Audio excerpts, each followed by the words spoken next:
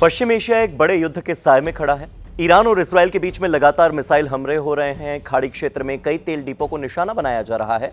समुद्री व्यापार के कई अहम रास्तों पर तेल टैंकर फंसे हुए हैं। दुनिया भर के देश ऊर्जा सप्लाई में आने वाले संकट की तैयारियां कर रहे हैं। यानी यह संघर्ष अब सिर्फ दो देशों की लड़ाई नहीं रहा, इसका असर अब वैश्विक राजनीति पर, अर्थव्यवस्था पर, सुरक्षा व्यवस्था पर फैल चुका है। और इसी उथल पुथल के बीच में एक जो बड़ा सवाल सामने आ रहा है वो ये कि क्या इस युद्ध में व्लादिमीर पुतिन ही इकलौते विजेता होंगे? क्या इस युद्ध में सबसे बड़ा रणनीतिक फायदा रूस के राष्ट्रपति पुतिन को मिल रहा है? दरअसल व्लादिमीर पुतिन ने अमेरिका और इस्राएल की आक्रामकता की आलोचना की। ईरान के नए सर्वोच्च नेता को वो पहले ही बधाई दे चुके हैं। उन्होंने ट्रंप से बात करते हुए मध्यस्थता की पेशकश भी की। इससे यूरोपीय देश काफी असहज हैं। उनका कहना है कि इस युद्ध के एकमात्र लाभार्थी पुतिन साबित होने जा रहे हैं। और देखें तो उनकी दलील में दम भी है। कैसे? इसका सबसे पहला कारण यह है कि इस युद्ध ने यूक्रेन से दुनिया का ध्यान हटा दिया है। अब पुतिन पर लड़ाई रोकने का कोई खास दबाव है नहीं। यहां तक कि निर्धारित शांति वार्ताएं भी अब टल चुकी हैं।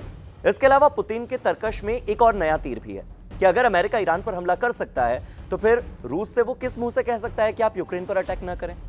दूसरा कारण यह कि युद्ध रूस की ऊर्जा आमदनी को बढ़ा रहा है। पश्चिम एशिया दुनिया के सबसे बड़े तेल और गैस उत्पादन क्षेत्रों में से एक है और जब इस क्षेत्र में तनाव बढ़ता है तो सप्लाई को लेकर अनिश्चितता पैदा हो जाती है, जैसा हो रहा है। कई ऊर्जा प्रतिष्ठान हमलों की चपेट में आ गए हैं। समुद्री रास्तों पर जोखिम बढ़ गया है। हॉर्मुज स्ट्रेट की बात करें, ऐसे माहौल में एक वैकल्पिक ऊर्जा स्रोत तलाशने लग रहे हैं सारे देश और इसका फायदा मिल रहा है रूस को।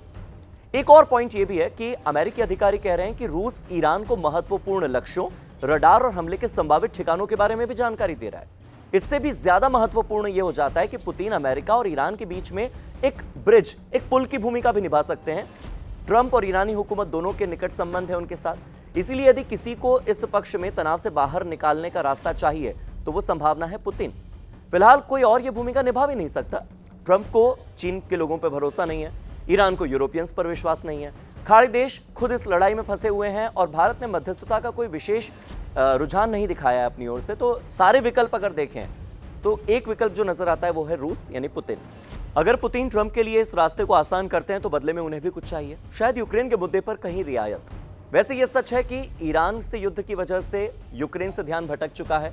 पुतिन पर अब लड़ाई रोकने का कोई दबाव नहीं है। शांति वार्ताएं टल चुकी हैं।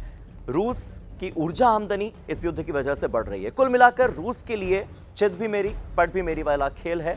और इस युद्ध का अगर सबसे ज्यादा फायदा किसी को नजर आता है तो तमाम फैक्टर्स को मिला के वो फायदा जाता है सीधे सीधे रूस को, व्लादिमीर पुतिन को।